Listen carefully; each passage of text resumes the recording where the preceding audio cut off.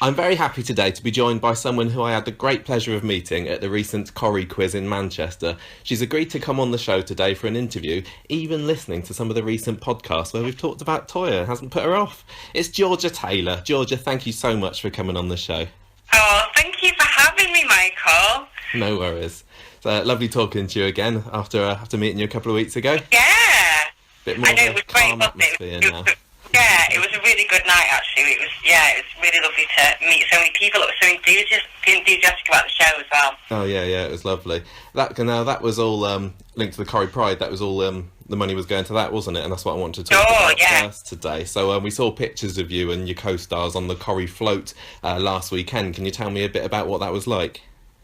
Oh, it was fantastic. I mean, I've been to Pride before, but I've never been on float before, because actually, when I was in the show before, we didn't have a Corrie float. I think that's only started in the last sort of 9 years. So a few of us met about 10 o'clock for some breakfast, and all getting really giddy, and then we got on the float around sort of 12 o'clock, and it was just gorgeous, because I think, not to get too sort of downbeat, but obviously Manchester has been through an awful lot in the last 3 months. And to just look out and see tens of thousands of people, and everyone's just so joyful and so accepting, and there's so much love. And I find it quite emotional, and it was a real privilege to be on that float. It really was. I loved it. Why was it important for you personally to get involved? What did it mean to you to be there?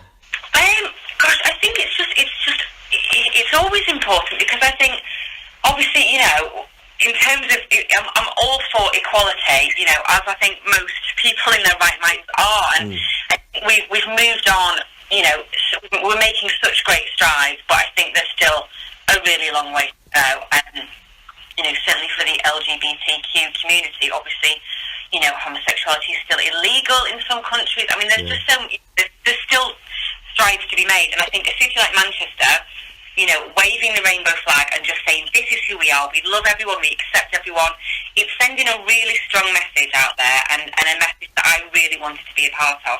Yeah, it's such a good cause, it really is. Yeah. So had you seen the float before the day? I mean, how did it work for you?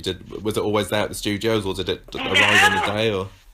No, I think it's been, I don't quite know where they got it all together, but it was just amazing, and it was sort of a loose Grease theme, so we had like Audrey's beauty school dropouts, and Kevin's autos, and there was all sorts going on, and then we had pictures of people like Ina Sharples, and all the kind of Julie Goodyear, and all the classics. And lots of space as well. What I loved was I was sort of dashing from one side to the other, because I wanted to see like both sides of the street, of the crowd, if that makes sense. Yeah. So lots of sort of moving around and trying to see people I knew and waving at people, and it was fun. Yeah, and of course there was the dedication to Martin Hett on the side as well, wasn't there? Oh, yeah, and on the back of a lot of our T-shirts as well. And we had Martin's mum and stepdad and boyfriend that were with us as well, so that was really, really special. Oh, brilliant, lovely. Did you go to any of the other events that were organised for the Pride that weekend as well? No, I just on the Saturday, so I went to, we got on the stage on Saturday afternoon and sort of did a big, hi, we're the Corrie gang, and then later on I was with Hayley Tammin, and we introduced Lisa Mafia off of So Solid crew, and that probably won't mean anything to you, Michael. Do you think I've just lost my mind there? But, so we introduced, she was fabulous, so we introduced her, and I stayed out. I was out sort of all day on the Saturday, and then unfortunately I couldn't make the vigil on Monday night, because I had a few days off, so I went home to Bristol. But by all accounts, that was just incredibly moving, and I've been to that before, and hopefully I'll be able to go to that one next year. Yeah. Cool. Okay, so on to the show itself then, on to Corrie. Now, last Christmas saw Toyah coming back to our screens for the first time since 2003. How did the return come about? What made it the right kind of time for you to return? Well, it was literally just a call from my agent that said, hi, we've had a call from Coronation Street, the new producer, Kate, wants you to come back. And I was like, right, okay. So I panicked. I texted Jane Danson straight away. She was actually away at Centre Park. Yeah. And I was like, can you talk? I need to talk to you. I'm freaking out. She was like, yes, call me. And I said, oh gosh, I've had this call, and she was like, right, and obviously she was really giddy, but at the same time, she knew that it was going to be a huge decision for me. Yeah. So she wasn't kind of, putting any pressure on or anything. And, I just said, I just sort of went back to my agent and said, look, I don't know how I feel about this until I know more about what they've got planned, and I want to kind of meet up with the producer. Kate had only been at the helm for about 5 days, I think. She came in and quite quickly had some decisions, that wow. she made about like bringing Chris back and a few other, me and Peter Gunn as well. And so we arranged a lunch meeting in Manchester. So I drove up. We had a good 2 hours together. Yeah. Didn't pause for breath. Really, really liked her. She's really bright, and yeah, and she said, I want to do this, I think this has happened, I think you've been seeing Peter Barlow, how do you get on with Chris? And I was just kind of bowled over by her enthusiasm, really. And yeah, so a lot of thinking, a lot of conversations, with my boyfriend, and of course with Jane, and with Jenny as well, Jenny Mack, because I'm good friends with Jen. Yeah. And Tristan Gemmell, because we worked together on Casualty for 4 years. Oh, really? No, I never saw you on Casualty. I don't watch that. But... Yeah, so I worked with Tris for like 4 years. So he was one of the people I got in touch with, and I was like, how are you finding it? We met for coffee, and I was like, how are you finding it? How are you finding the travelling? Because he lives in the southwest as well. So I was like, how's that working? He was really honest with me about everything, and then made the decision. So this was last year. My meeting with the call came through in April last year. Yeah. So it was quite, there's quite a lot of planning involved. Obviously, storyline wise, they're quite far ahead, aren't they, with the long term? Yeah. So, and yeah, it just felt like I thought maybe this is the right time actually. And I'm a bit older, not necessarily any wiser, but been around a bit. And yeah, so and then was sort of thrown back in. My first day, I was in bed with Chris all day. That was my first day back. Welcome back. It's not at all awkward. So that was my first day, and then obviously a lot of my early stuff was with Jane. So that was amazing because she's one of my best mates. So. Yeah. What was it like teaming up with Jane after all those years again? It was so easy. I mean, we're really, really good friends, so we obviously keep in touch anyway. We've been in touch, the whole time I've been away.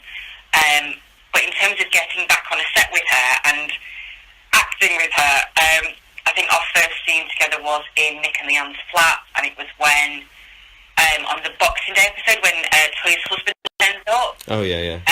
And it we were chatting away, and the first AD was like, right, can we do a line one, because we're so busy going, and then we did it, and we've done a couple of sort of quick rehearsals, and then we both sort of looked at each other and went, God, this is just really easy, isn't it? And it was like a big lovely moment where we just went, yeah, this is just totally cool. It's like, it just, we just sort of fit together, it just works. Yeah, that's lovely. So you said that part was easy, but there's been lots of other changes to Coronation Street since you left. There's other cast changes, new producers, big move to the new set in Media City. Yeah. How different did it all feel to you to come back? It felt, it just felt different enough.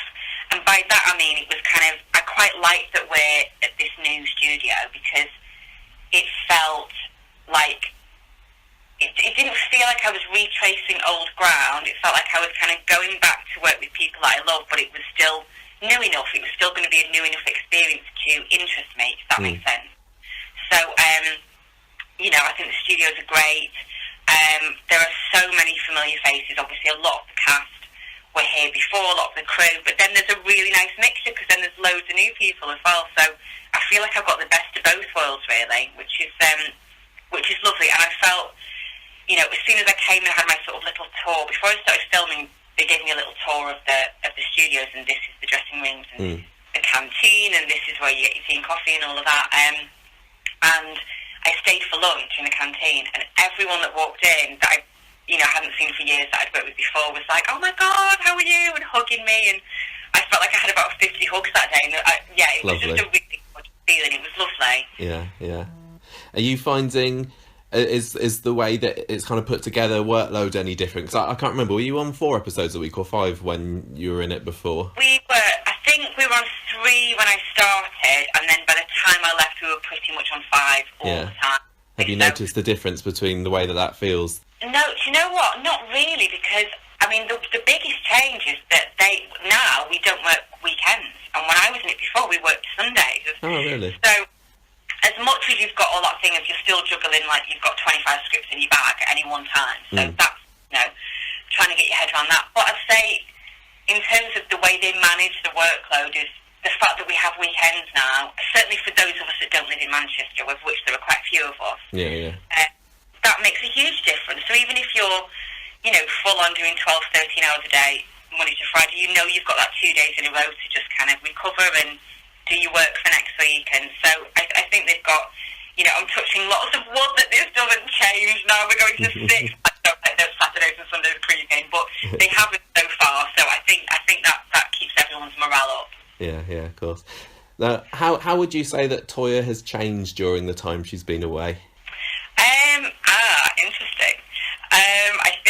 I think you would agree with this, Michael. I think, do you know what? I feel like we're still finding out who she is, and I feel like that. Yeah. Because I think what's happened is, I've come back into the show, and it's sort of hit the ground running, and it's been very plot-led rather than character-led. And, and this isn't me speaking out of turn, because I've had conversations with Kate and some of the writers, and, we wanted to do this IVF storyline. And I think to a degree that perhaps a lot of Toyah's character and a lot of her world has been swallowed up by her desperate need to have a child, which I think happens in real life. I think the emotional and physical and financial toll that people go through when they're doing something like that means that it can take over your life. Yeah. But I think what that means is there hasn't been a lot of room to explore other aspects of her character thus far. And I think the way the scripts I'm getting at the moment, there is a move towards just kind of a bit of, we call it texture, of just kind of adding, so for me, the fact that she was an eco-warrior and she was an activist, and like people loved that time when it was all Toyah and Spider. And obviously we don't want to completely go back to that, to her being dressed in tie-dye and in a tree. We've kind of done that. She's older now and she's been married, and, people kind of change things, move on, but I feel like we need to see a bit of her, slightly more of her kind of social conscience and that kind of activism and that kind of proactive spirit, and also just trying to make more of a mark in the Rovers of, what kind of, just silly things like we've got things coming up where she tries to introduce a particular bar snack that she thinks is, very continental, and people are going to love it, and it's like, it's really chic and classy, and actually everyone's like, no, we just want pork scratchings, love. Do you know what? Yeah. These are the things that we need to see her kind of being spirited, and we need to see her trying and probably, landing flat on her arse, but out of that comes comedy and comes humour, and yeah, so I think, as I say, I think we're still finding her, and yeah, and I know. Obviously, as I've said to you, I listened to a few of your previous episodes, so I was like, I need to know what this is all about, because I hadn't listened before. And I know that the IVF storyline has not been your favourite, certainly not been Gemma's favourite. It's not. I mean, you got to take the rough with the smooth, haven't you? You can't like everything. Exactly. And do you know what I think the thing is? It's a really difficult story to tell, actually, in a soap environment, because obviously we're trying to be truthful about it, and we're trying to show it kind of warts and all, but what that means is it's not an entertaining thing to watch, and I think that's what's tricky, isn't it? It's like we want to tell the truth of the story, about having your eggs harvested and your embryos implanted and hormone injections, but actually that's quite difficult because it's not massively entertaining. So I think that's what's tricky. Yeah, I think where me and Gemma come from is that we don't enjoy as much watching storylines that try and make you feel sad. So we didn't particularly enjoy the Michelle losing the baby kind of storyline. We found, when Hayley died, quite difficult to watch. Oh, yeah. We kind of prefer, like, as you said, more of the entertainment things, or the villains. We love a story with a good villain in. You mentioned Spider earlier. I think lots of fans were kind of hoping we might get a mention of him when you came back. Has there been any talks about what might have happened between Toyah and him? No, been referenced in the script at all thus far, but I always sort of said, when I was talking to Kate about it, and we were like, okay, so she's not with him now because she's got married, but what do we think happened there? And I hope that it all ended quite sort of amicably, and that they just became more like brother and sister. You know, those kind of relationships where it's kind of, you sort of just drift into like the friend zone. Yeah. So I don't think anything awful happened. I don't think there was an affair, or I think they just sort of drifted. And I think sometimes when you're with someone when you're so young, and she was really young when she, was with him, you sort of grow up and you just maybe fall out of love a bit. And so I don't think there's any animosity. It would be really interesting to see what happened if he came back. But sadly, I think that would only happen if Eileen Derbyshire, who plays Emily, came back. So I don't think there's any other reason to come back. I know what you mean. Yeah. Going back onto the all the baby stuff, do you think that do you expect we'll see Toyah get a baby eventually, whatever the cost, be it through fostering or through surrogacy, which has been mentioned a bit on the show recently? And can you see Peter standing by her through everything? Yeah, I mean, I think one of the things, and actually it was interesting because you and Gemma were talking about this on one of the podcasts, and I would completely agree with you about, you sort of said, I hope they don't, say she goes and sees another doctor and she still can't get pregnant, and then suddenly she just gets pregnant, as if it's that easy. And I've always said from day one, I don't think that she should ever conceive herself, ever. Right. Because, life isn't like that, and I think we need to tell stories of the people that it doesn't work out for. Yeah. And there's not always a fairy tale ending, and, and I've had, actually, a lot of letters from people who have, have sort of said to me, I was never able to have a child, and, and that's the case for a lot of people. So I personally don't think that she will ever carry a child.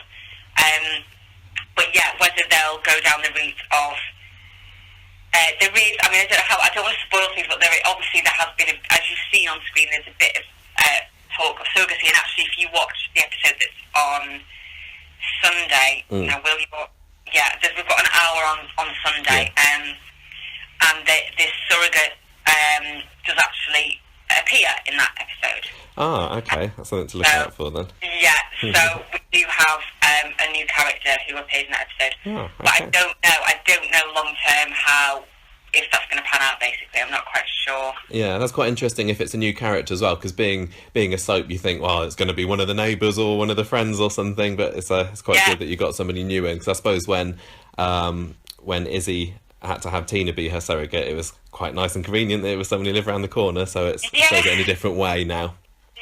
Yeah, it's funny how that always happens, isn't it? Everything you need is just right on your doorstep. Job, everything. Oh yeah, the job thing is hilarious, actually. It is. Imagine life were like that. You're like, I've lost my job. We'll just get another one next door. That'd be nice. At least you're getting an expanded set soon, so the pool might expand a little bit of where you could get that job now. I know. Well, the thing is, there's so much crime on the streets, so I totally get why we're getting a police station. I think you know what we could do? Oh my God, we should get some characters that used to be in the bill. Imagine that. I would love that. People would love it. So you get Jane Danson to come back in as her character from the bill, and it can be like a bit of a Twilight Zone kind of thing with Leanne and Jane's character. Oh my God, imagine if we just get a couple of classic bill characters that just move to, Weatherfield. But so we've got that, obviously, and I can't remember what else. They did show us like a big model of it and went, there might be some sort of garden area where people can like sit on a bench and have heart-to-hearts and things like that. Yeah, poor old Maxine's bench. I hope it doesn't get forgotten about. I know. Do you know what?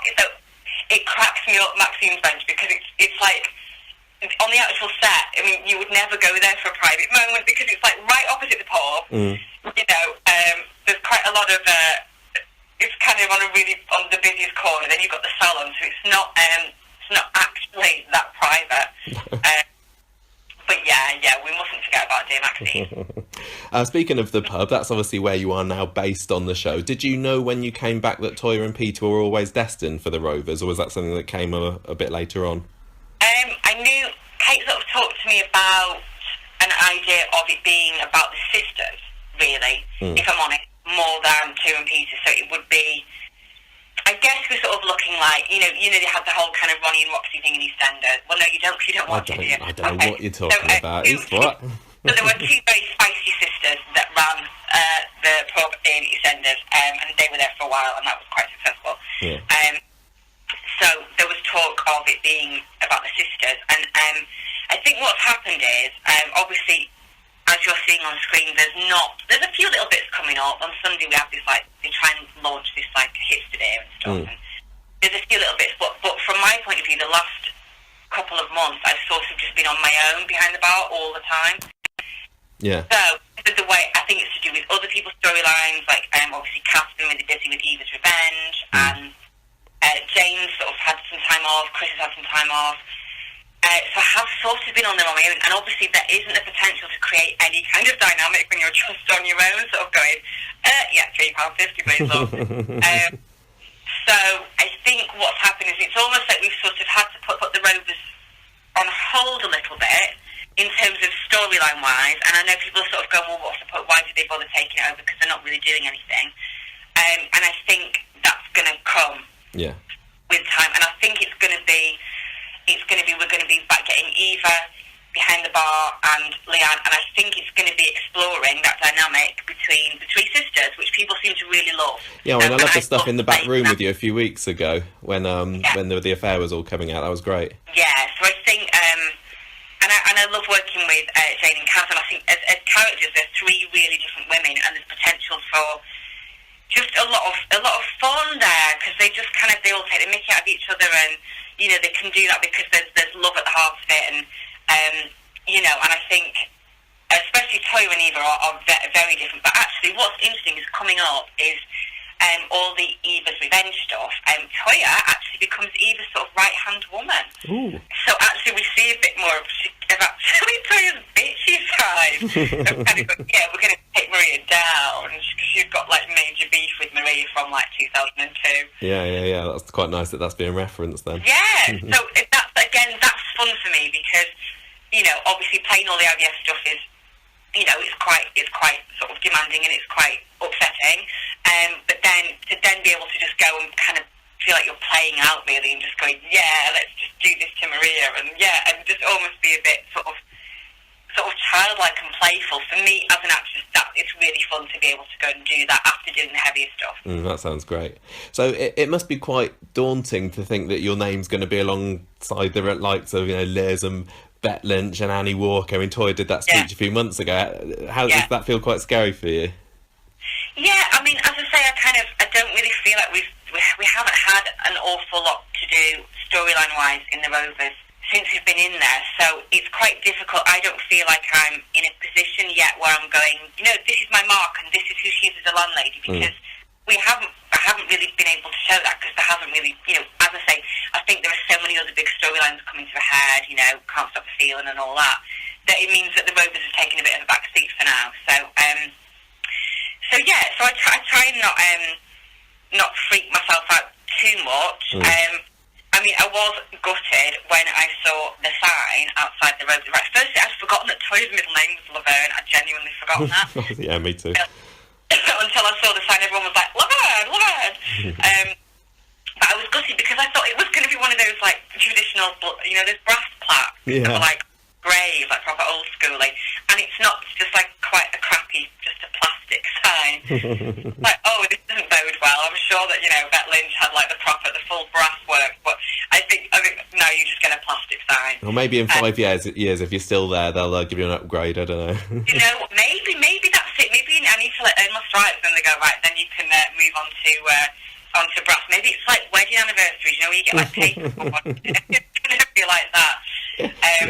But yeah, obviously, it's amazing to say that I'm landlady, but at the same time, I sort of don't feel old enough. I mean, I clearly am. Like, I'm delusional because I clearly am old enough, but I don't feel.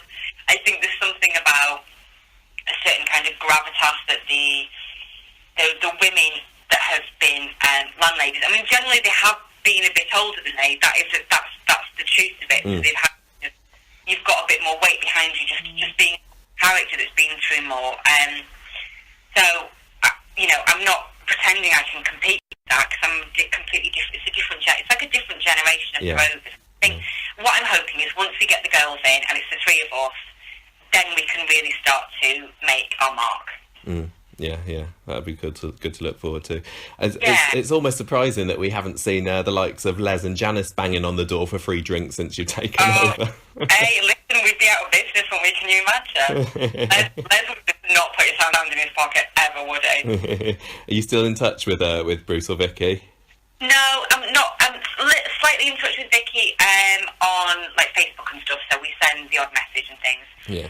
I've not seen Bruce for a really long time, but I hope he's well. I hope he's happy. I hope he's okay. Yeah. But yeah, I mean, you can't keep in touch with everybody that you work with. You sort of drift away from some people. Of course. So let's go back in time a bit more then. What are some of your fondest memories of Toyah's early Corrie storylines? I think just some of the really daft stuff that we did with the Batterspys. So there was do you remember Teresa the turkey? Of course, who can forget Teresa? Of course, the class. She should have been landlady. She was a legend. So and all that. When Toyah became veggie, and then she was like, "No, we can't kill this turkey because she's just, turkeys have feelings too."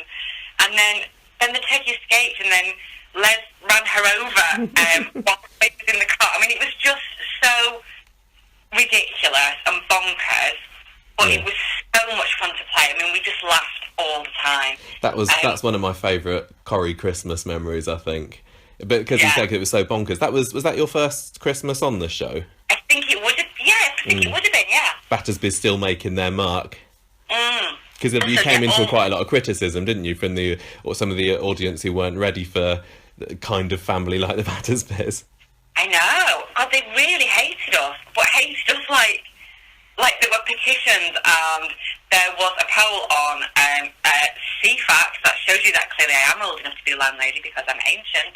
So right, Georgia, you're the same age as me. I remember CFAX. I love CFAX and Teletext. All the kids are like, what's CFAX? So it was just a thing on the TV. I suppose it would be like the red interactive button that we have now. Yeah, even before that. Slower. And there was like a poll saying, "Oh, should we get the Battersbys out of the street?" And it was like 98% were like, "Yeah, we hate them, kick them out." So, but that's what they wanted here. They wanted a big reaction, and they really got it. Well, yeah, I mean, Brian Park is known for coming in and making some quite sweeping changes, isn't he?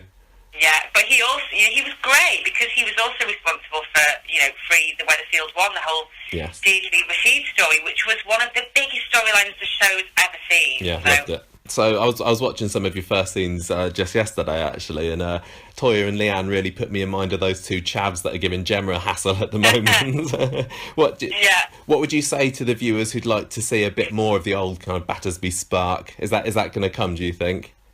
Yeah, I think there are moments. I think it's about kind of picking the right time, and obviously, when we're talking about, say, like the IVF stuff, it's not really the right place. It's not the right place for Toyah to start, flicking at the table at the consultant and going, "Screw you!" We have to treat that with a certain sensitivity. But as I was saying, with a lot of the Eva's revenge stuff, Toyah is well stuck in there. It's like classic Toyah. She's feisty. She doesn't really care. She just wants them to get their comeuppance. So I think when the storyline lends itself to it is when we see those flashes of old Toyah and Leanne. But it's not going to be all the time because they are, they're well into their 30s, and you can't behave like a 15-year-old all the time when you're that age because you just won't get away with it. But certainly when there's the opportunity for it, then you will see flashes of it. Yeah, of course. Any other kind of old memories that you'd like to talk about before we finish? I think just loved all the eco warrior stuff, the spider stuff. I'll tell you what I really loved, and I think we haven't made the most of this yet, but I think people forget. So obviously, Toyah used to live with Maria and Fizz, right, above the salon flat, and they were some of my happiest times because with Jenny and Samia, the three of us used to have an absolute riot, and we used to hang out all the time, and go for lunch, and it's like I've barely said 2 words to Fizz since I've been, and they were flatmates, so I feel like we know why she's got issues with Maria. But I feel like her and Fizz need to kind of reconnect. Obviously, I'm saying this selfishly because I love Jenny. But I feel like Toyah and Fizz, it's like, hey, they were young girls living together, partying.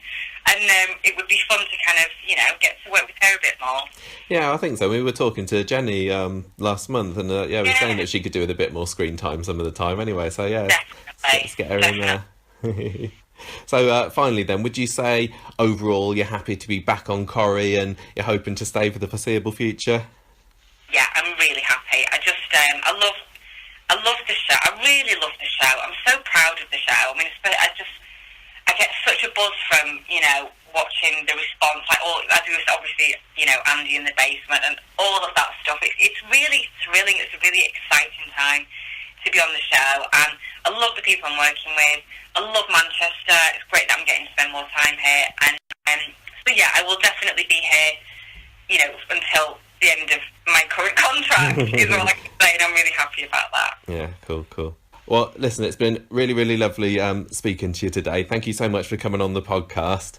You're so welcome. Now you've started listening, you gotta keep on going. I hear it fills the journey from Bristol to Manchester quite well in the car. So it really does. It does. Yeah. Hopefully there might be slightly less Battersby bashing now that we've spoken. But no, I do, and I love your insights, and I think you're great at predicting what's going to happen as well. You're both really good at that, and I love how passionate you both are about the show. Thank you. It's a great show. Right, lovely speaking to you. Thanks again. See you then. You too. Take care.